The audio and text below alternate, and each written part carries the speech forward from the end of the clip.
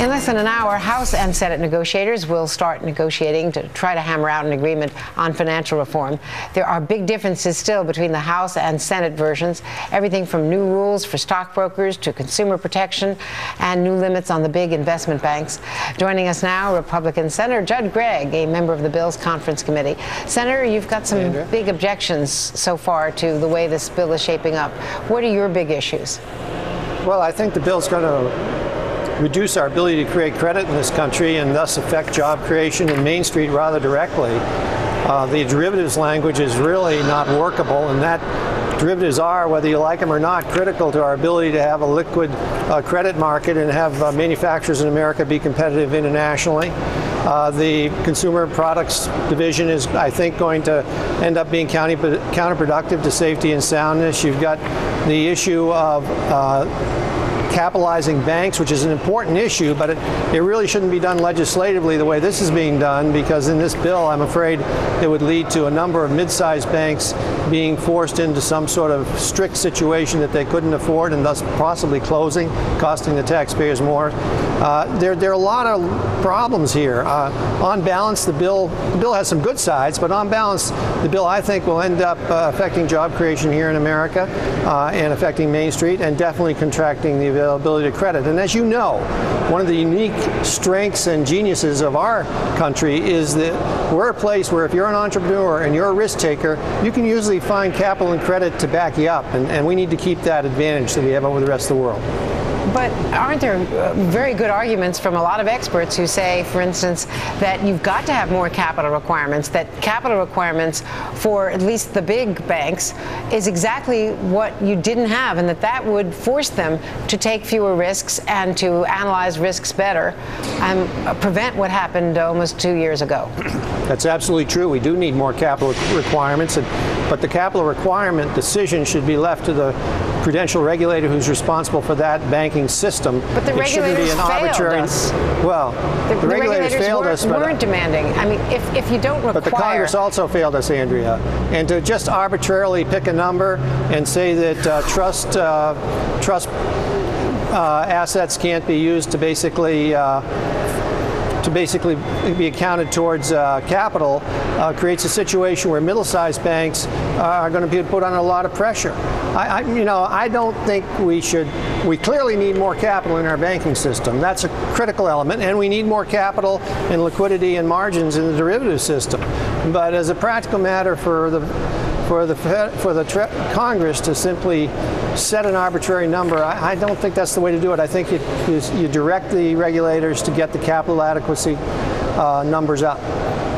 Hasn't Chairman Dodd and Chairman Frank signaled that the derivatives, the Blanche-Lincoln derivatives amendment is going to be stripped out, that they don't want to go with it either? Well, you know, we've heard that signal an awful lot, and nothing's happened. The FDIC says, yeah, the FDIC says it's a bad provision. The Fed says it's a bad provision. The Treasury people whisper to you that it's a bad provision, and yet it's still in. And it will be counterproductive because it will create a much more riskier, I think, market, and it will clearly cause a very significant short-term, if not long-term, contraction in credit availability in this country by spinning off the swap shops. Now, 9 out of 10 mortgages in this country are still done by Fannie and Freddie, which are bigger than ever. They don't have the same kinds of supposedly bad loans that they had before, or as many bad loans as they had before. But this bill is silent on Fannie and Freddie. Why is that? One of the big failures of this bill. There are two big failures in this bill, in my opinion. First is it does not address Fannie and Freddie. And as we know, the meltdown that we confronted back in the fall of 2008 was basically a real estate-driven event. Fannie and Freddie played a major role in that. Congress played a major role in that by directing Fannie and Freddie to essentially go out and securitize loans which were not sound and where the borrower could not pay the loans back.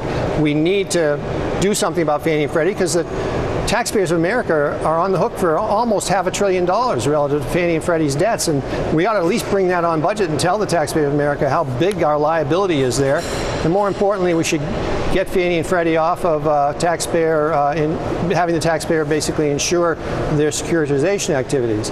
The second area that's not addressed in this bill and it's hard to understand how you can do a financial reform bill if you don't do Fannie and Freddie, is the issue of underwriting.